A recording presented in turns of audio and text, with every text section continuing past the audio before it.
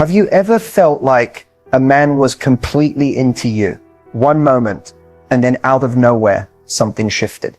You didn't change your looks. You didn't say anything dramatic, but suddenly he's distant, his messages slow down, and his attention drifts. It's not a coincidence, and it's not your fault.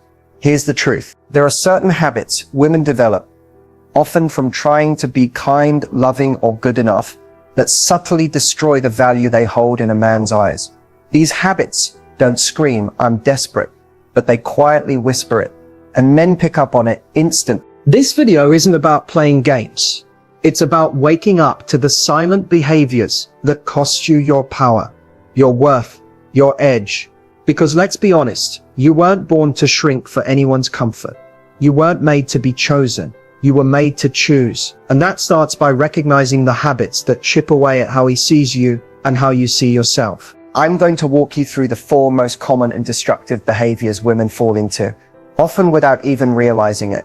And I'm going to show you how to break free from each one. This isn't just about impressing a man, it's about reclaiming your emotional authority and showing up as the woman who commands respect, desire, and deep emotional connection. If you've ever wondered what changed, this video is your answer. Let's begin. Let's start with a habit that seems polite, humble, even thoughtful, but is actually one of the fastest ways to lower your perceived value in a man's eyes: over-apologizing and shrinking yourself. No, I get it. You've been taught that being too much makes people uncomfortable. That if you speak too boldly, ask for too much, or take up too much space, you risk being labeled dramatic, needy, or difficult.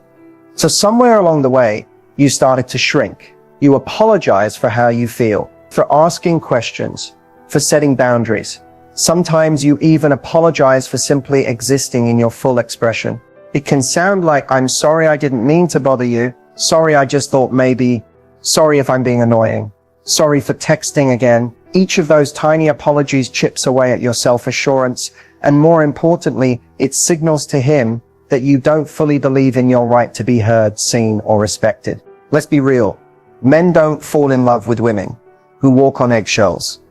They fall in love with women who stand in their truth, who speak with calm confidence, who own their voice without flinching. When you over-apologize, you communicate self-doubt, even when you don't mean to. And self-doubt isn't attractive. It creates a dynamic where you start seeking permission for your needs instead of expecting respect for them. But here's the deeper issue. This habit doesn't usually come from insecurity. It comes from conditioning. Society teaches women from a young age to be pleasing, to smooth over discomfort, to shrink so others can shine. You may have learned to read a room before you read your own emotions, to dim your light so others don't feel intimidated, and to say sorry as a survival reflex, not as a real apology. But that has to stop, because every time you say sorry when you mean thank you for your patience, or every time you silence your truth because you fear rejection, you send a silent message: my comfort doesn't matter, my needs are negotiable. And once a man picks up on that energy, it shifts the dynamic. It moves you out of the high value category and into the accommodating, overly available, always apologizing role where you're not admired, just tolerated. High value women don't apologize for existing. They're not rude, they're not arrogant, but they are clear. They own their space. They speak with purpose. They know that confidence isn't about volume, it's about conviction. So how do you break this habit? Start by catching yourself. Every time you go to say sorry out of habit, pause. Ask yourself, am I actually at fault? Or am I just afraid of being misunderstood? If it's not your responsibility, replace the apology with a statement of clarity or gratitude. Instead of sorry for the delay, say thank you for your patience. Instead of sorry if that sounded weird, say let me clarify what I meant. Also, do the inner work to reclaim your space. Take up more physical space when you speak. Stand tall, speak slowly and intentionally. Don't rush your words just to hurry up and be done. You have the right to be heard. You have the right to take your time, and you have the right to speak without asking for permission. Shrinking yourself doesn't make you more lovable. It just makes you easier to overlook. So from this point forward, stop apologizing for being too much. Stop downplaying your thoughts. your ideas, your presence, because the moment you stop shrinking is the moment the right man starts seeing you for who you truly are. Powerful, poised, and deeply self-assured. You don't need to be small to be loved. You need to be authentic to be valued. And that starts now with your voice, your presence, and your choice to take up space unapologetically. Let's talk about one of the most common but quietly toxic habits. Putting him first, always. Not in the sweet, loving, thoughtful way relationships sometimes require. I'm talking about when you begin to abandon yourself in order to keep a man comfortable, close, or committed. It starts subtly. You cancel your plans to make room for his schedule. You put off your goals, hobbies, even friendships, because you want to be more available for him. You stop speaking up about your needs because you're scared it might push him away. Slowly, you start measuring your day by how happy he is, instead of how fulfilled you feel.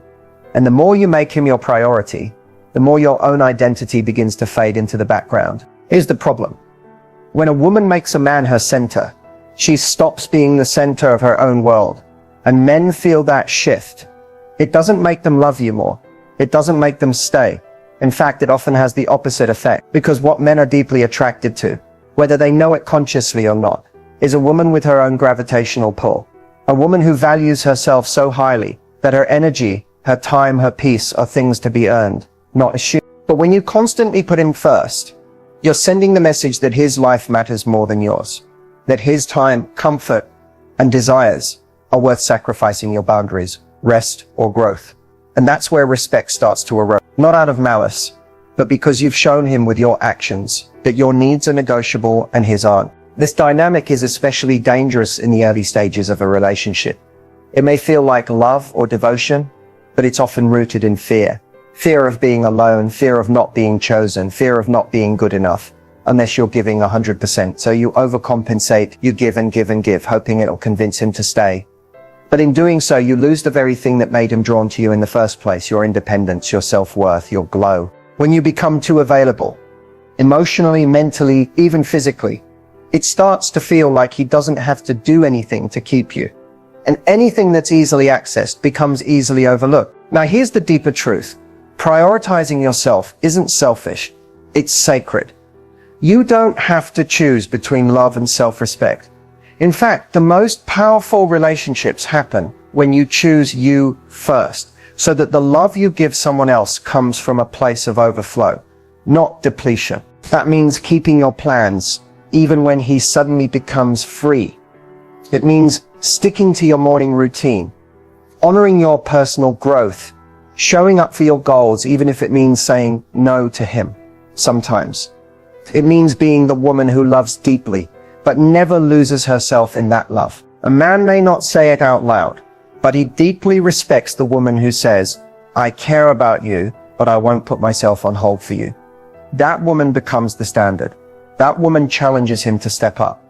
That woman becomes the one he chases, because she doesn't chase him. She's too busy building a life she's proud of. So ask yourself, when was the last time you chose yourself first? Even when it was uncomfortable. Are you pouring so much into him that you've stopped watering your own soul? Reclaiming your value doesn't mean pushing him away. It means showing him that loving you means loving a whole woman, not just the version who sacrifices everything to keep the peace. Let's talk about a habit that feels like love but slowly drains your power. Emotional over-dependency. This one is sneaky because it often hides under the surface of romantic connection. It sounds like I need him to feel okay. If he pulls away, I spiral. His mood affects my entire day. At first, it may seem harmless. You love him. You care about what he thinks. You naturally want to be close. But there's a line between emotional connection and emotional attachment. And when you cross it, your sense of self starts to revolve around his behavior, his approval, and his presence. And that's when you begin to lose control over your emotions and your value in his eyes. Men can feel when your happiness depends on their attention. It creates pressure, not the healthy kind that makes him want to show up more, but the heavy, suffocating kind that makes him feel like he's responsible for your entire emotional state. And most men aren't equipped for that kind of role. Not long term, especially not if it came out of nowhere. Over time, emotional over-dependency sends a message. I don't trust myself to regulate my own emotions. I need you to do it for me. And while men love being needed to a point, they deeply admire a woman who can hold her own emotionally, who can experience fear, disappointment, or anxiety without falling apart or needing him to fix it. Now let's be clear. This doesn't mean you have to be emotionally cold, detached, or never vulnerable. In fact, real strength is about feeling fully without making those feelings someone else's burden. It's about being able to say, I'm feeling insecure right now, but I know it's my work and I'm handling it. That kind of self-awareness, that's magnetic. That's high-value energy. The more emotionally grounded you are, the more safe and stable a man feels around you. And emotional safety is a rare currency. It's not about being emotionless. It's about being emotionally sovereign, able to feel, process, and respond, not react. You might notice emotional over-dependency showing up in small ways, like checking your phone every few minutes to see if he texted, or feeling anxious when you don't hear from him, assuming the worst. Maybe it's waiting on his opinion to make decisions, or needing constant reassurance that he still wants you. And listen, it's okay if you've been there. We've all been there. Emotional over-dependency often comes from childhood wounds. Maybe you had to earn love. Maybe consistency was lacking. Maybe you were taught that being chosen equals being safe. But healing that starts when you recognize your peace cannot be outsourced. You must protect it, nurture it, own it. The healthiest, most powerful relationships are built between two whole people, not two halves hoping to complete each other. When you stop needing him to be your emotional life raft, you become the woman he respects more, desires more, and feels lucky to have, because you're not in survival mode. You're in self-trust. So how do you shift out of emotional over-dependency? Start by building your emotional toolkit. Learn to pause before reacting. Journal through your fears instead of texting through them. Spend time alone to reconnect with your own rhythm, your own intuition, and most importantly, remind yourself daily that your worth does not waver based on someone else's behavior. You are allowed to want connection, but you are not required to lose your center in order to keep it. When a man sees that you're not emotionally dependent on him, but emotionally anchored in yourself, that's when he sees you as a woman he can grow with, not one he needs to constantly rescue. Let's dive into one of the most damaging habits that quietly erodes your value in a man's eyes: settling for less than you know you deserve. Now, settling doesn't always look like something dramatic. It's not just staying with a man who cheats or disrespects you. Sometimes it's way more subtle and far more dangerous. It looks like tolerating inconsistency, accepting bare minimum effort, making excuses for why he's emotionally unavailable, or why he still hasn't defined the relationship after months of vibes. It's telling yourself, at least he's not as bad as my ex, when deep down, you're starving for real connection, commitment, and respect. Here's the truth. No one wants to say out loud, the longer you stay in situations that don't meet your standards, the more those standards fade. Not because you want them to, but because you begin to normalize the gap between what you want and what you're actually getting. And the worst part, he can tell. Men can feel when a woman is settling. It shows in the way you overextend, the way you stop speaking up, the way you give more than you're receiving, just to keep the situation going. When you settle, you enter a state of silent self-abandonment. You put his potential above your reality. You hope he changes instead of requiring it. And hope without action becomes self-betrayal. Men are instinctively drawn to women who expect more, not because they're demanding or difficult, but because their self-worth is so intact. They'd rather lose a man than lose themselves. That energy, that's what inspires devotion. That's what shifts the dynamic from I'll take what I can get to I only entertain what matches my value. But here's where it gets real. If you constantly accept less than you deserve, over time, you'll start to believe that's all you're worthy of. You'll convince yourself that asking for more is too much, that boundaries are too risky, and that being alone is worse than being underloved. That's how you end up in almost relationships. One-sided love stories, emotional roller coasters, disguised as chemistry. But settling is not safety. It's stagnation. It's slowly forgetting the woman you were before you started compromising your joy for crumbs of connection. So how do you stop settling? First, get radically honest about what you truly want, not what you think you can get. Write it down. Say it out loud. Remind yourself daily that your desires are not too big. They're just not meant for small people. Then match those standards with your actions. If someone is inconsistent, don't beg for consistency. Walk. If someone avoids commitment, don't try harder to prove you're worthy. Choose someone who's ready. This is about reclaiming the version of you that once believed she could have it all. The woman who wasn't afraid to walk away, who knew silence was more powerful than chasing, who understood that settling for less doesn't make you loyal. It makes you forgettable. And make no mistake, men remember the women who don't settle, not because they played hard to get, but because they knew their worth and refused to shrink it just to be chosen. So ask yourself, where am I accepting less than I desire, just to feel temporarily loved or wanted? And more importantly, what would my life look like if I stopped negotiating with my value and started protecting it like it's sacred? Because it is. And once you stop settling, you stop surviving love and start experiencing the kind that actually honors you. So now that we've unpacked the 4 habits that slowly destroy a value in a man's eyes, let's talk about the most important part, how to shift into high value energy. Because it's not enough to just stop unhealthy habits. You have to replace them with powerful ones that radiate self-worth, inner peace, and emotional authority. High value energy isn't something you're born with. It's something you build, moment by moment, choice by choice. The first shift, validation, comes from within. Stop outsourcing your self-worth to how much attention he gives, how quickly he replies, or how much he compliments you. A high value woman doesn't need external confirmation to know her worth, because her value isn't fragile. She builds it through how she shows up for herself, the goals she sets, the boundaries she holds, the way she speaks to herself when no one is watching. That inner confidence becomes magnetic. It changes the room you walk into. It changes how people treat you. Because when you treat yourself like you matter, others fall in line. Second, you must lead with self-respect, not fear. A lot of low-value energy comes from trying to avoid loss. You stay quiet to avoid conflict. You overgive to avoid abandonment. But here's the truth. Fear-driven love isn't love. It's survival. High-value women don't fear losing someone who can't meet their needs. They fear losing themselves in the process of trying to hold on to them. The shift happens when you start choosing discomfort over disrespect.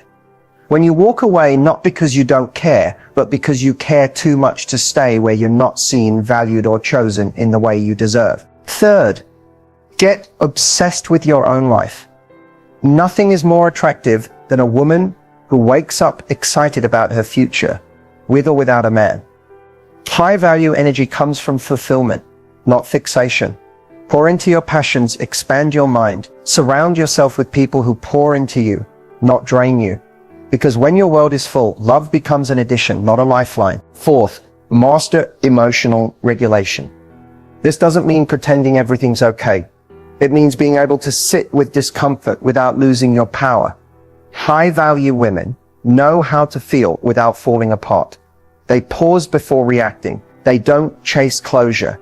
They create it. They don't beg for attention. They attract it by being so in tune with themselves that they become a safe space in a chaotic world. Next, embody unshakable boundaries, not walls, but clear, kind, firm lines that protect your time, energy, and emotional clarity. Boundaries say, I love myself enough to walk away from what doesn't align. And that love, it sets the tone. Men respect women who are clear, who say no with grace, who don't make threats, but who take action when needed. Finally, remember this. High-value energy is a daily decision. It's not about being perfect. It's about constantly checking in with yourself and asking, am I honoring or abandoning myself right now? That single question, asked consistently, will change everything. Because when you embody high-value energy, you don't need to chase love. You become the standard. You become the mirror that reflects what a man is or isn't ready for. And most importantly, you become the woman who would rather be alone than in a relationship that costs her peace, power, or purpose. This shift starts now. With one choice, one boundary, one moment of radical self-respect. You're not just worthy of love, you're worthy of the kind of love that matches the woman you're becoming. So don't lower your value to be seen. Rise so high They have to elevate just to reach you. So let's bring this full circle. We've covered 4 habits that quietly but powerfully drain your value in a man's eyes. Over-apologizing, prioritizing him over yourself, emotional over-dependency, and settling for less than you deserve. And if any of those habits felt a little too familiar, I want you to know something. You're not broken, you're waking up. Because awareness is the beginning of transformation. And you don't need to be ashamed of how you've loved in the past. You just need to start loving yourself with the same loyalty, effort, and tenderness you've been giving everyone else.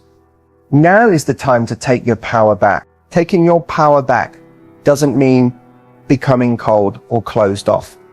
It doesn't mean putting up walls or playing games. Real power is quiet. It's graceful. It's the calm certainty of knowing who you are and what you bring to the table. So much so that you no longer need to perform for connection or prove your worth. It means releasing the belief that love has to be earned through suffering, silence, or sacrifice. That you have to lose yourself to keep someone. That being chosen by a man is you are the prize. You've always been the prize. But when you forget that, when you shrink, settle, or stretch yourself beyond your limits, just to be seen, you send a message that your love can be accessed at a discount. And let's be clear, a discounted version of you is never going to attract the kind of love that honors the full version of you.